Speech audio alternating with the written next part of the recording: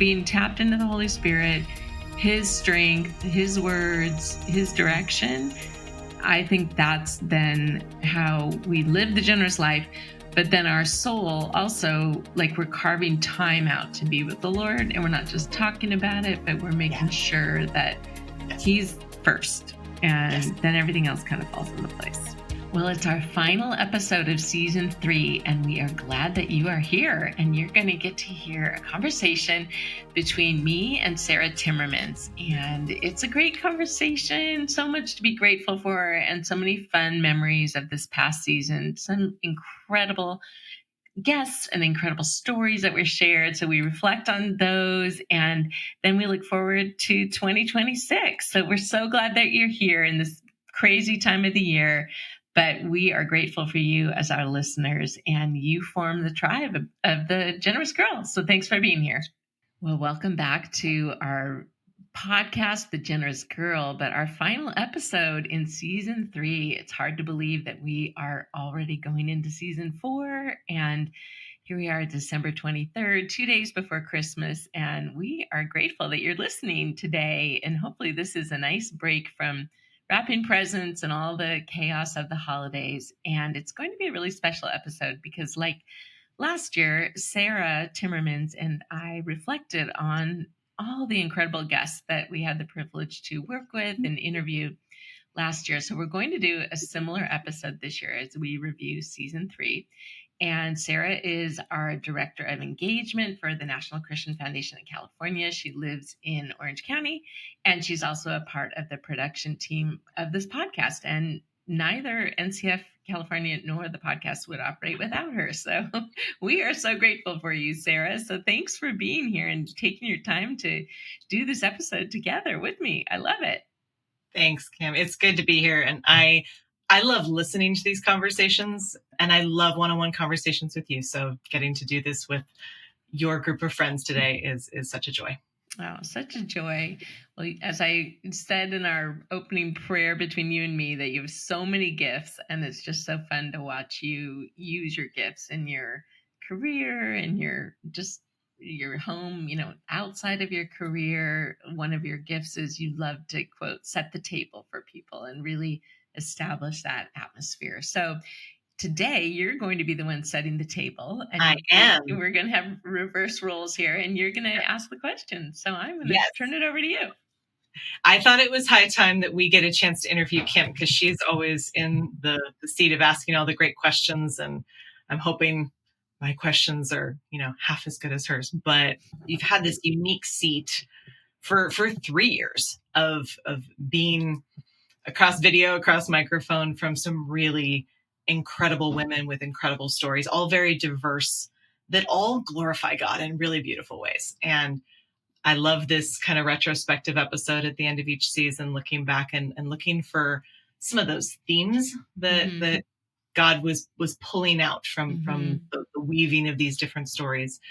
So yeah, I'm looking forward to just hearing your reflections, and hopefully some of the episodes that we'll mention, some of them will spark for all of you listening to go back and re-listen to some of those stories maybe you missed, maybe you want to listen to again. I know there's a few I go back to frequently. So let's jump in. Let's dive in. Yeah.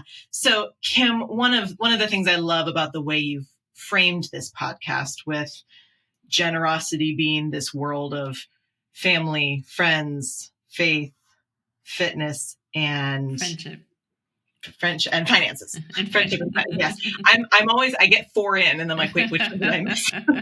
But this wonderful broader definition of what it is to be a generous girl, to live generously. And I'd love to just start with some of the reflections you have from this year on how generosity is a really integrated lifestyle, how you've seen guests express, I'm experiencing what it looks like to lean into generosity in this way, but then I'm also seeing it over here. So what comes to mind when we talk about generosity as an integrated lifestyle? That's a great question. The first word that comes to my mind is intentionality. So when I interview guests and they have specific ways of really making sure that they are living a generous life. It's really inspirational. So maybe that involves their time, and maybe it means on their calendar they're mapping out, a time once a year for themselves and their husband to talk about their giving. Or maybe it's like going away, for their marriage and looking at, okay, the different categories and balance of life. How are we doing that? Or maybe it's looking at their children, and then how do we incorporate generosity in our kids? And again, I think so many times we think generosity, we think money, but it's certainly not that. It's really the whole picture package of a Yeah. generous life, The which is posture. the Yeah. posture and the time and the talents and the treasure. And as we frequently say, you might be in one season where you have more of one thing than the other. You've got more Yeah. time and less resources, or vice versa. But it's the guests that just always inspire me, and pretty much every guest inspires me after I talk with them, especially the ones also that have been through really hard things, and you just see how they faithfully did not give up.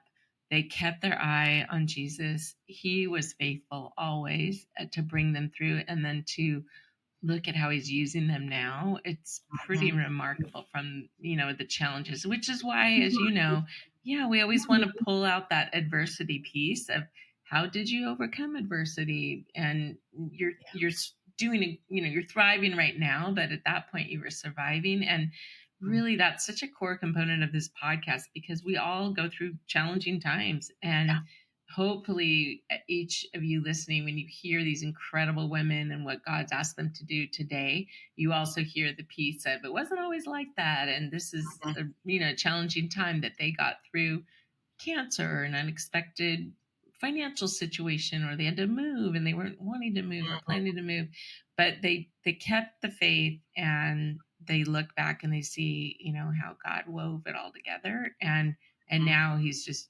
using them in just unbelievable ways. Yeah. I love that you started that with the idea of intentionality. I think, when we're in seasons, I tend to think this image came to me when I was in my 20s, when I was in one of my first transition seasons where I didn't have any idea what was coming next. The idea of having a season where you're in the hallway, where you haven't walked through whatever the next door is you're walking through, but you still want to be intentional in the hallway. And maybe you're in a room you would rather not be in right now, or you are about to open, that you're about to open a door to something that's a brand new opportunity season. But that idea of intentionality, it does look different in each of those.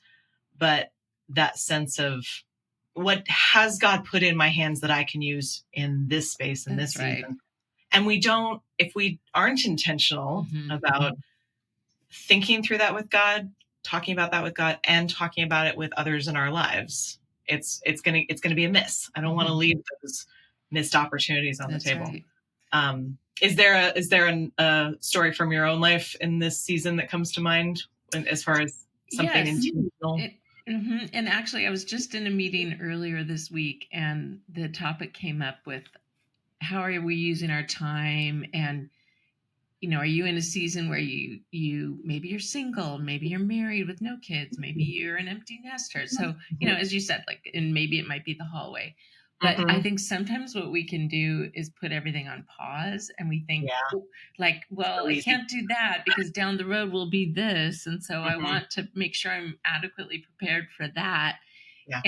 And I think what came out of that conversation was, it's better to just live and allow God to use us and whatever he's put on our heart, brainstorm, right? If nothing would hold us back, time, resources, anything, what would we want to be doing to kind of enter that next season with the gifts he's given us? And one thing I am grateful for is I went back into a full-time tech role when our youngest was in her junior year of high school. And it felt a little earlier than I was planning on, with her finishing high school and everything. But what ended up happening was then I had a very large, learning curve with everything I needed to learn in that role, and the tech that had changed since I'd been in my last role. But I then quickly became immersed in my career while my kids were, becoming immersed in theirs. And I'm grateful I didn't wait, because then when they were launched, they were so busy, and it was kind of like my job and all that I'd poured in had finished for that season. Obviously, you're always still a mom, but I wasn't needed like the way I used to be. And so, yeah. And so I think that's important for all of us to, because I think also our kids are happy when we're thriving. Like, we're happy when they're thriving. So we also have to look as wives and moms, singles. How has God made us? And are we using those gifts? And obviously we're not able to use them all the time. And there are certain seasons of taking care of maybe an elderly parent or a newborn, where you're not using the gifts you planned on using, but they're always there, and God never wastes anything. And so it's that reminder for all of us of like, just continuing to think of, why has he put me on this earth? I am unique. You are unique. Every listener is unique. No one has the same story. And we're shaped and made for different callings since the beginning of time. And I think that joy in stepping into that calling for ourselves, and then, like I said, our kids watching us thrive is really how God, he loves that. Brings a smile to him too. Yeah. I love that. I think we often struggle with the expectations. How can I be using all my gifts all at once? There's typically more opportunities than we can step into. And that intentional discerning process with God and with those we trust of what's the right fit for this season, what's the right posture to be in, with, still practicing self-care, soul care. One of our guests at the beginning of this year just started our year with, let's be intentional about our soul care. We have to be emotionally and spiritually healthy if we're going to pour out, pour in. And the element of what we say yes to per season, like, oh, that's something I want to say yes to down the line, but that's not going to be right for me and my family right now. Versus maybe some of those smaller things in seasons where we don't have a lot of bandwidth, but I still want to be intentional about having my hands open. What have you put in my hands, God? How can I use this today? And I think about what you said about, your kids want to see you thriving. When we are operating from that place of emotionally healthy spirituality, and generous living, fully integrated generous living, we're also modeling that. That's right. Our kids, for our friends, for our families, and that's, I think, one of the most beautiful ways we learn from each other how to do life generously with God. So I love that you brought that up. I think that idea of soul care, I'd love to come back to that. Especially as we are closing out a year, we're coming kind of into a reflective time of year. And so let's go there a little bit. What have you been thinking about this year as far as soul care, emotional health? We've also had a lot of conversations about friendship this year and the life-giving nature of generous friendship. What comes to mind? Yeah. Okay. So I'm going to share a little teaser that the person you mentioned with soul care, Mindy Caliguire, she's out of Boulder, Colorado. She did kick off our year in January as one of our guests, and she will be kicking off season 4. So stay tuned. And yes, you will get to hear from Mindy again, because I do think that is central. And then we're going to do another episode on fitness with Michelle Spadafora, who we also had last year. So I just couldn't think of 2 better guests to kick off January with again. Awesome. I know they're both very wonderful with like free resources, generous resources. Michelle has her whole fitness program you can do online with no cost. And Mindy has all kinds of downloadable PDFs for taking care of your soul. So yes. So one thing that's changed for me in season 3 is I'm still the area director with San Diego, but I do that in conjunction with 2 other roles. One is with Women Doing Well, which you hear me reference often, and you're also a facilitator, helps people do the pathway. And then I also work with Impact Foundation, and Impact Foundation partners with the National Christian Foundation, one of our sponsors for this podcast. And the difference is when you're putting your money in your donor advised fund, you can grant it out to your church or other, 90,000 nonprofits through the National Christian Foundation. The Impact Foundation came out of the National Christian Foundation and allows you to invest that money in for-profit endeavors that have social impact, spiritual impact, and economic impact. So it's kind of like two tools in your tool belt that you can choose to use with your, your charitable funds and your donor advised fund. So one of the things that I appreciate with actually all of those organizations and talking about soul care is the emphasis on prayer. And all of those organizations have a way of either starting each day with prayer, like on a collective conference line, or devoting, a morning a week, or creating a prayer guide.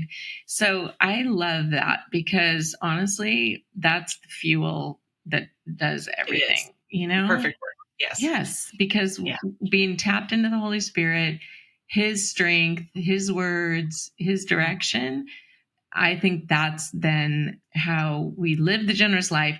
But then our soul also, like, we're carving time out to be with the Lord, and we're not just talking about it, but we're making sure that he's first, and then everything else kind of falls into place. And when we neglect the soul, as Mindy, you'll hear her, in her episode, like your body, your physical body, just everything kind of goes haywire. Yeah. That's such an easy space to default to, where you are doing things for God, but not with God. And I'm reminded of that frequently within my community of friends, just that where are you anchoring each day, and how are you posturing in relationship with God instead of just proximity to God. I want to do it with God. Otherwise, what am I doing? Right. It's not going to be fueled for very long. Like, I can't sustain that. Right. So you'll burn out. Exactly. Which we all understand that concept. Yes. Physically, emotionally, spiritually, and how integrated that is. Yeah. Yes. Well said. Well said. The episodes that you've hosted, where you've had some great conversations about friendship, how have you seen that play into those soul care and generosity? That's a great question. I love that you asked that question because, like we said, friendship is one of the pillars of this podcast. And especially for women, we enjoy doing things in community. And so I think we can, with that question, I'm going to use that as a teaser for a few events that are coming up next year, where, one of the things with the National Christian Foundation, if you're not located here in California and you're in another state, please go online and find your local chapter, because we want to take you with us on this generosity journey. And it is the idea of iron sharpening iron when you're around these other people who have that same kingdom-minded mindset and they live locally with you. It's very motivational. So you've got your local level, but then we have some national events next year that are great and always something to look forward to. One is the celebration of generosity. So we frequently talk about our generosity ecosystem partners, and one of them being generous giving. So Sarah and I are both facilitators for that. And any of you listening, once you go through the Women Doing Well pathway, once you go through a journey of generosity, you can also easily become a facilitator and invite your friends and your coworkers. And it's a great way to use your gifts, and it's like plug and play all put together for you. But once a year they have the celebration of generosity, and it's a large national event. Last year it was in Austin, the year before that in Colorado Springs. This next year in April, it'll be in Orlando. So that is like, if you kind of want a shot in the arm with incredible stories and great music, and there's usually about 800 people that are there. That's an event I would put on. Quite an experience. Quite an experience. Yeah. And I think of it as a big worship event. Like, there's this worship that's in all of these stories of what people have experienced as they've practiced generosity with God, what they see God do. it's just a big worship celebration. I love You're it. absolutely right. Actually, our guest in just recently was Sue Min Hu, and the title of the episode, God Owns It All. And I had heard her at the Celebration of Generosity in Colorado, and her story with her husband, Vinny, was one of my very favorites. So listen to that episode if you haven't, just because you hear stories like that. You hear how God impressed upon their heart is something, an amount they should give together, and they did. And then just how you just can never outgive God. So love that. And then another event that comes up every 2 years is called, next year is called Impact 2026. And it is the third week at the end of the third week of October, and that will be in San Antonio. But that's also an event that is super helpful as you're planning your own future for your family. Maybe you're next gen and you've got little kids. Maybe you're at the other end of the spectrum. But it's similar to the Celebration of Generosity, but it's different in the sense that it'll be a little more, you're going to take practical steps to build your own plan. Yeah.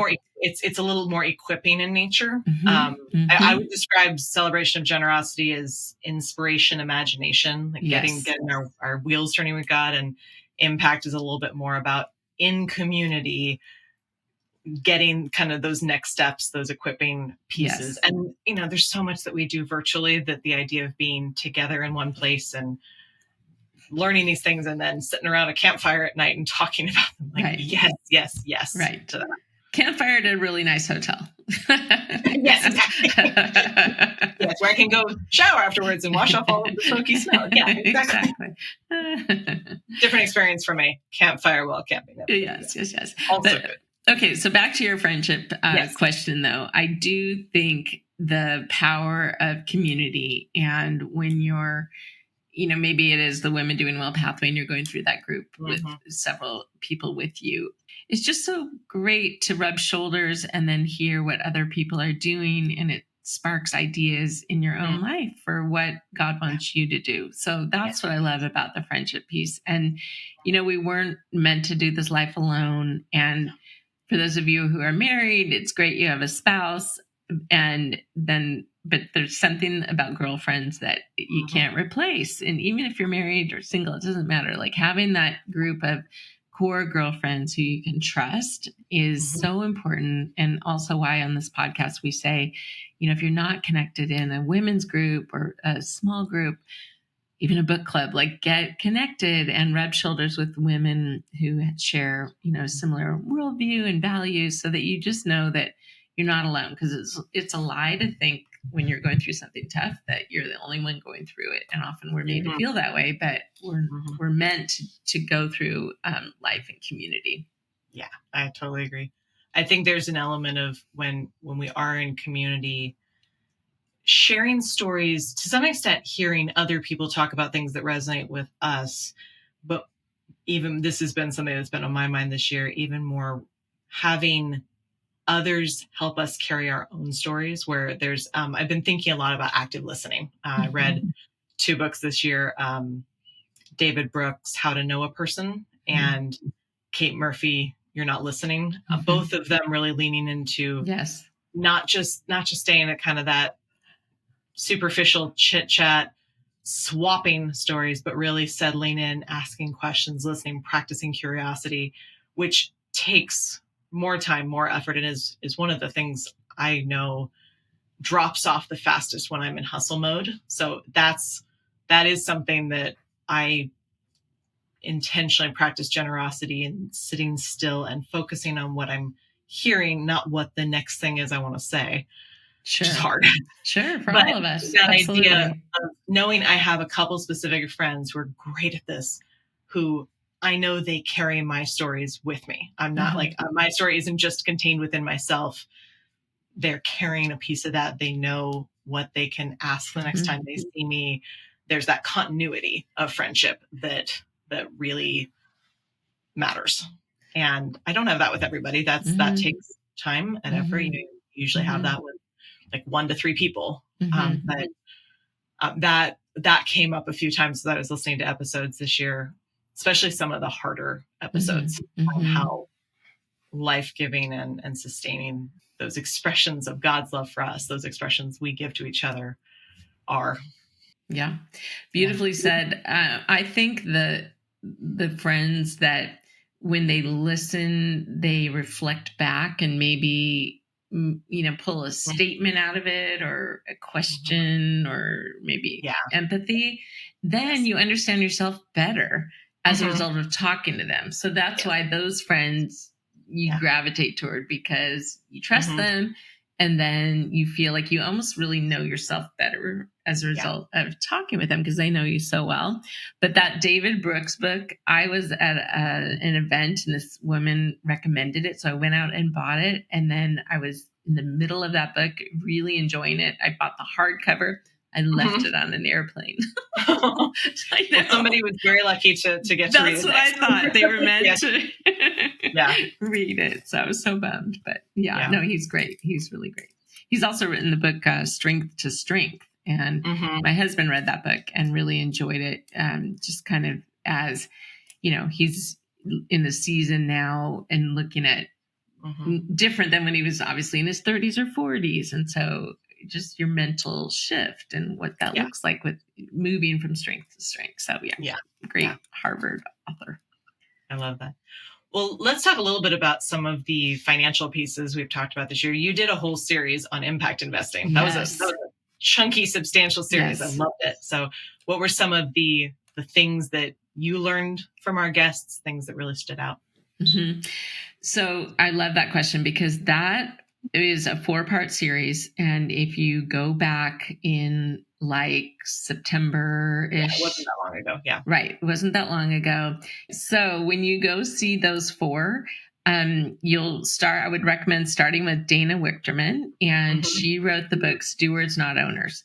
And Dana she and her husband have used their wealth to become impact investors, basically. And then the concept of God owns it all. So I put this series together, these 4 people, because I get a lot of questions about impact investing.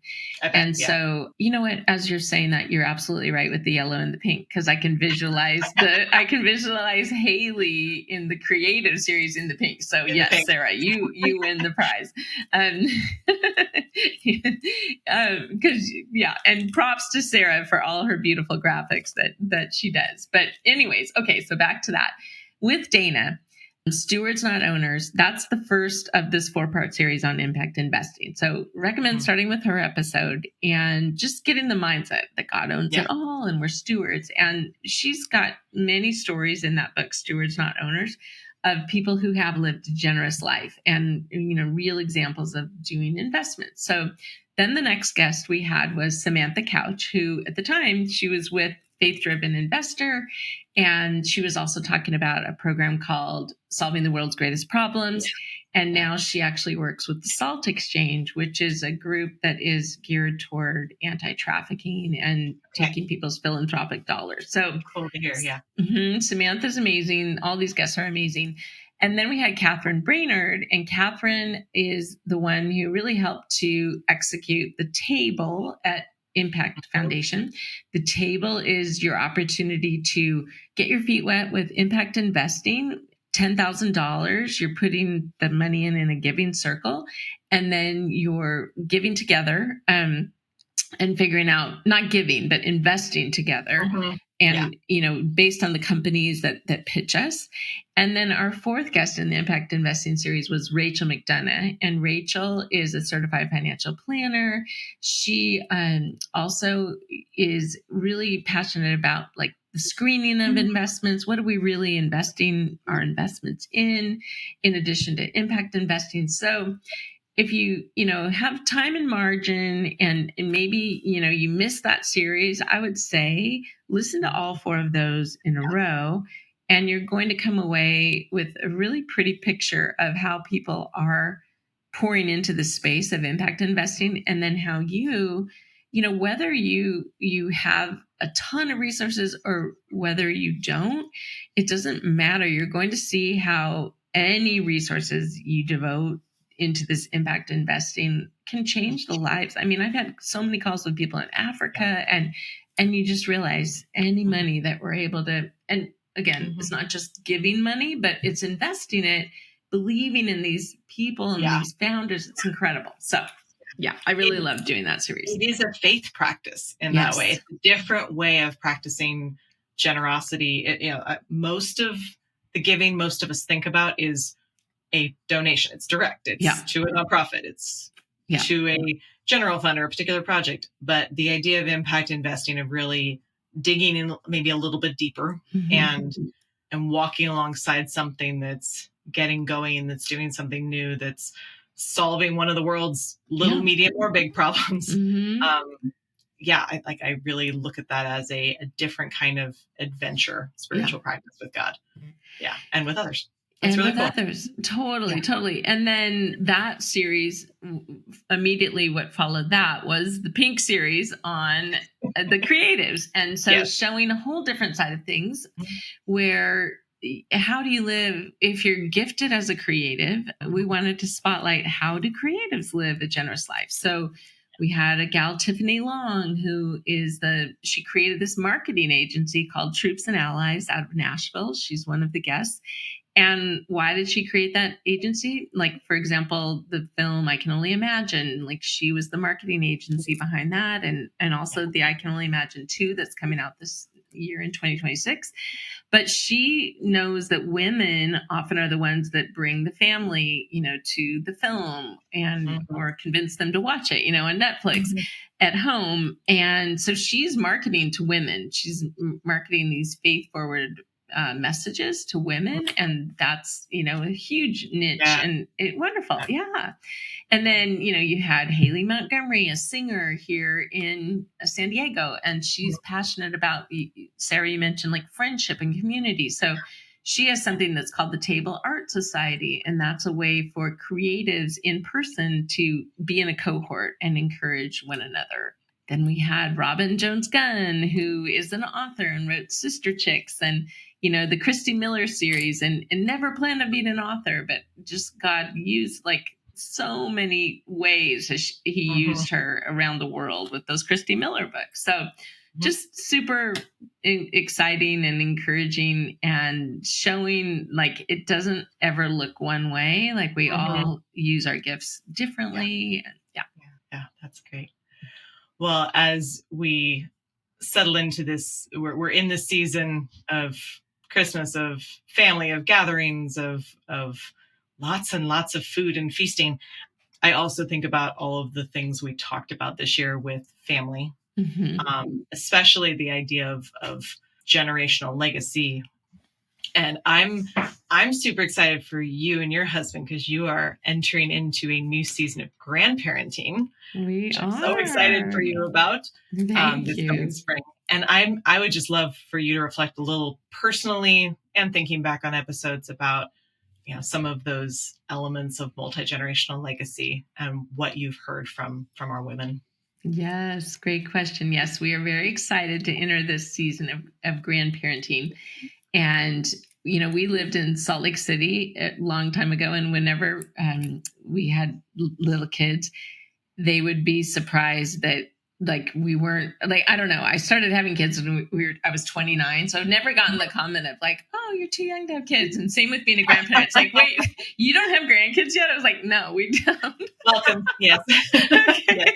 Yes. So just at the right time. Right now. Yes. That's right. Yes. But many of my friends do. And many of the people I work with do. And so it just feels like a whole new season of learning, and how you talk about parents have such an impact, but they say right behind that is the grandparent. And so I know that one of our kids lives in New York City, so not, obviously super close by. So the challenge will be like, how do we play that role and do a great job and invest the time and presence in a faraway grandchild? That will be one thing that we'll need to figure out. So I met one woman, and Her husband was a doctor. He worked a lot. They had 4 kids, and none of her kids lived nearby, but she had grandkids all over. And she just was really intentional about, we fly and we leave on a Thursday night and we come back on a Saturday or Sunday and we see these kids at this time. And I thought, wow, that's amazing to calendar that all out. So so we'll have to fast forward this conversation to next year at this time, and I'll share some of those learnings because I know nothing at this point. Yeah. Mm-hmm. So what are some of the things that have stood out to you that other women have done with their families? Well, one guest really comes to mind, and that's Elisa Huber, who her parents founded Hope International. And we have a big partnership with them also in Orange County, where they do the big gala every year and raise a lot of money that then goes toward microfinance all around the world. Mm-hmm. So Elisa grew up with parents that founded that, but also had a construction company. So it was a beautiful blend, of usually it's kind of one or the other, but her parents did both. And so now she's raising she and her husband are raising their 3 young daughters. And so what does that look like? So I'd recommend listening to that episode if you haven't heard that one. But, they've taken their 3 young daughters to Africa, and she really focuses on the importance. And I second this for sure, of when you can expose your kids to life outside of where you're living here in the States, it's very powerful. Yes, it is. Yeah, it is. Yeah. And it's never too late for that. Like if you are if you've grown kids and there hasn't been moments of, inviting them into some of the things that you've seen God do, it's never too late. Bring them in. And there's something really beautiful about getting to start that in some of those more developmental years where their worldview is still very much being shaped. Mm-hmm. It's being shaped every single day in their environment. When I was at the Hope International dinner, I was sitting next to a dad and his preteen daughter that he had brought, and she was talking about a trip that she had done to the Dominican Republic with her dad. And I'm just sitting there like, yes. Like, just I agree. God for that experience and the way that shapes her. Yeah.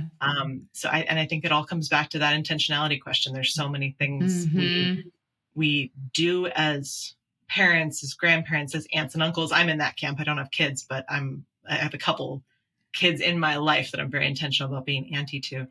And when I just operate in default mode, like I'll show up, I'll be like, there's a presence thing, but not necessarily thinking about some of the ways I'm modeling things or inviting them into different discovery moments they wouldn't otherwise have. So I think those are great questions to ask as you're, sitting down at table with them this holiday.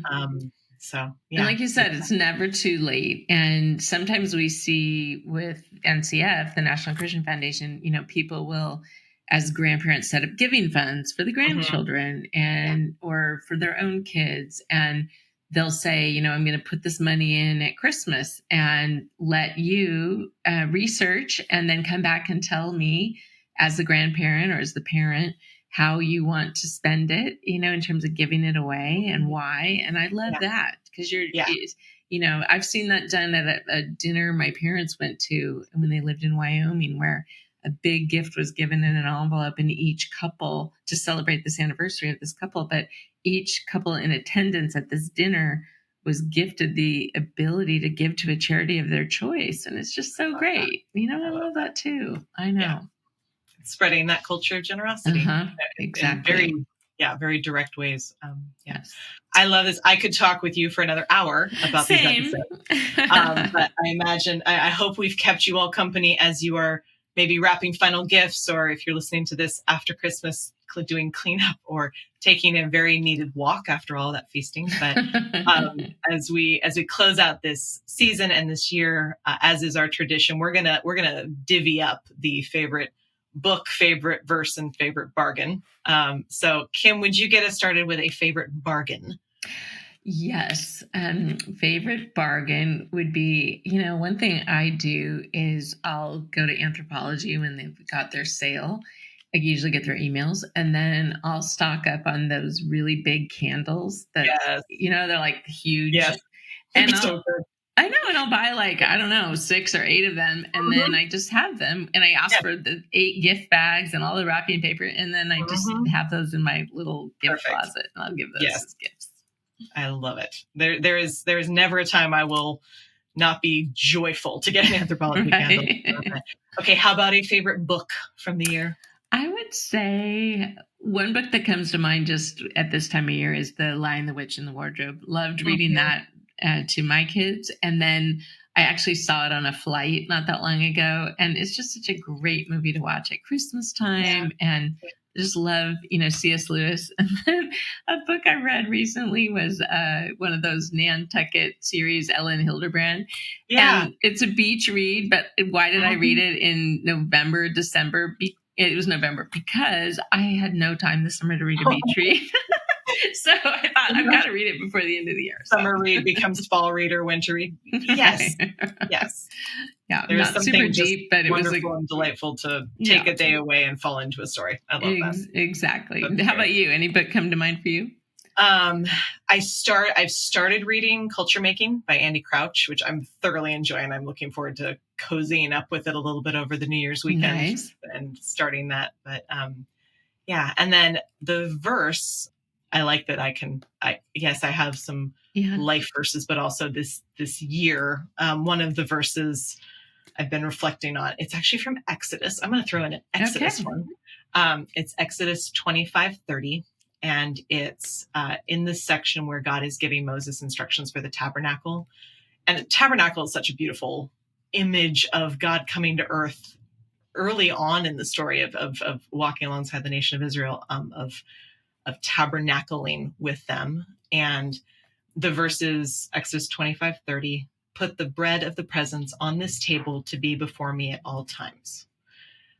In the world of religious symbols, etc., like God put a table in the tabernacle. The idea of sitting down at a table with God and being in relationship, and the bread of the presence.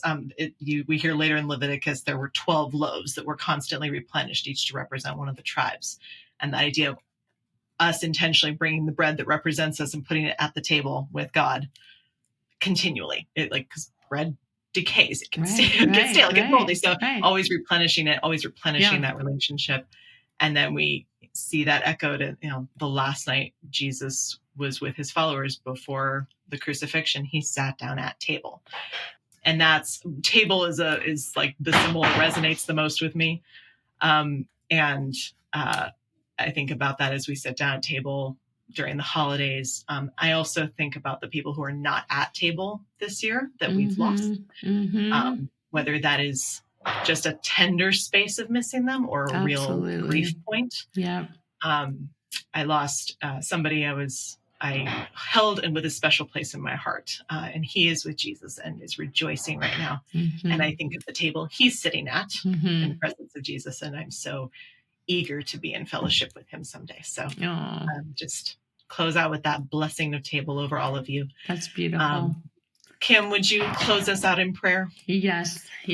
And I'd say the verse for me that comes to mind is Romans 12:2, just, being transformed by the renewing of our mind. I love that verse. So I will close this out. Lord, thank you so much for an incredible year of 2025 and amazing women who told their stories on this podcast. We're so grateful for each of those women who have just walked faithfully with you. And when they've fallen, they've brushed themselves off and kept going. And you've always been there to forgive and to love and to help each of us take the next step forward. So thank you for Sarah and all that she does to bless so many people. And thank you for each woman listening. I pray this next year will be a life that's just unexpected with joy and your presence in each of the women's lives as they take the next step to continue to live a more generous life with you. In Jesus' name, amen. Amen. Amen. Happy Christmas and Happy New Year, everyone. We're so glad to have you with us and all the other generous girls. Thanks for being here. Thanks so much for joining us today on the Generous Girl podcast. We're so glad that you're here. And if you know of someone that you think needs to be a guest on this podcast, please reach out to us. New episodes are released every other week, and you can follow us on YouTube and on all platforms. Thanks for being here, and we'll see you next time.